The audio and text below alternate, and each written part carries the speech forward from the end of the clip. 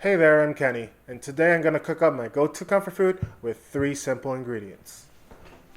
First, look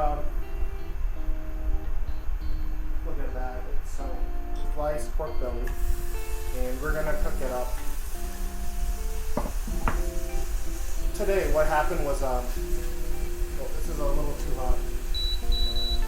Yeah, don't start your induction. I haven't used an induction in a while, but you should use an induction without food in it because it gets too hot. So you want to start with the food already, some of the food already in it, so it doesn't get too hot too quickly.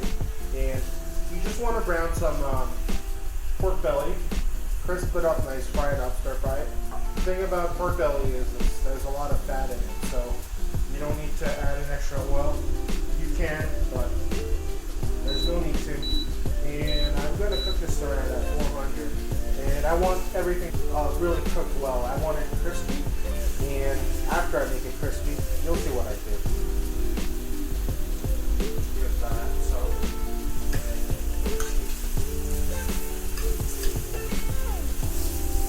So the process of it is like cooking any other meat. It's similar to frying up bacon, or obviously cooking anything, rendering the fat. It's gonna fry up nicely in the pan. You want these things to be crispy, and I'll show you what that looks like. So what I like to do is, you can see here, all the crispier bits, I take it to the outside, and in the center, I take the little more floppy, non-crispy bits, and bring it in so they cook evenly. And this is almost to the consistent, pretty close to what I want everything to be. Bring that up a little bit, and then the other ones, I just put it around the edges like that, so it doesn't. I wouldn't do this with bacon just because it has a briny taste in it. It's a little salty and smoky, and it might not work. I mean, I haven't tried it. The meat is rendering quite nicely, and you can see the oil that's cooler there. Save that. That's where all the deliciousness comes from. It's the rendered fat. It's kind of a great sense to add kimchi. And to fry that up, you're stir frying.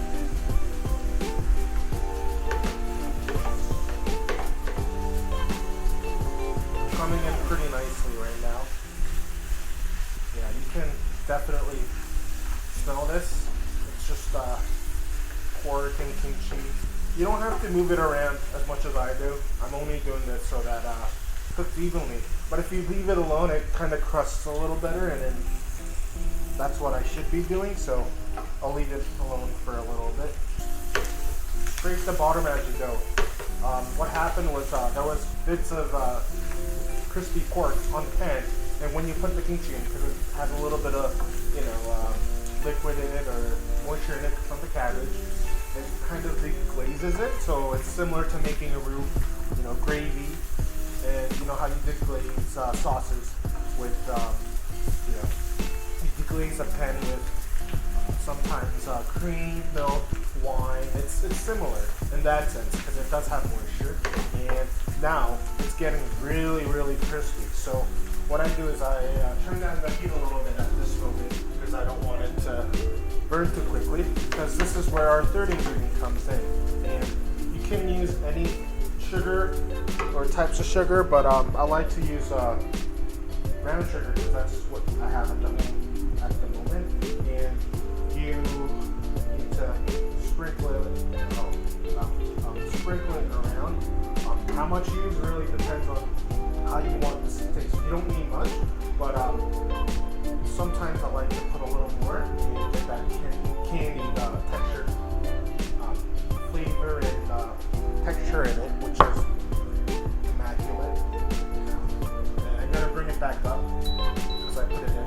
It's gonna candy up pretty nicely. This is the go-to food for me and my brother when we're at home and there's nothing else to eat. Because we always have pork belly and kimchi in our fridge and freezer, so we just pop it out. People usually eat onions, we do too, but this is just as easy because like I said, it's only a few ingredients. You can actually skip the sugar and it's all good, but this itself tastes wonderful.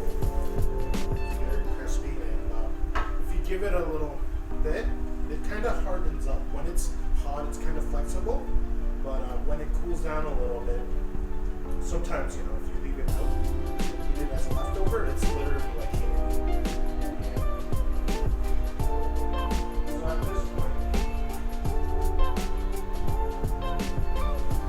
So at this point, you can eat it right away, which I'm gonna do blown, but I like to eat it on top of rice. I know I said green ingredients, but I don't.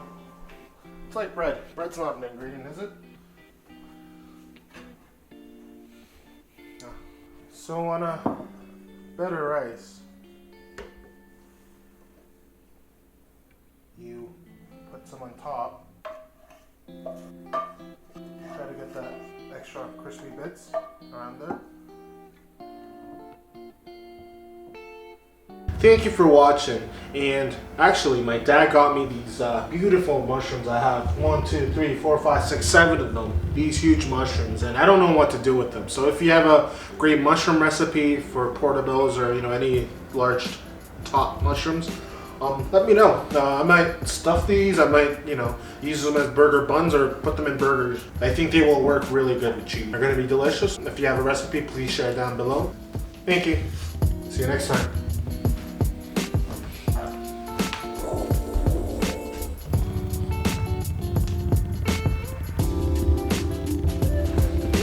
Here's my helper. Making so much noises today. Ketchup can't walk, so he has a hard time doing everything.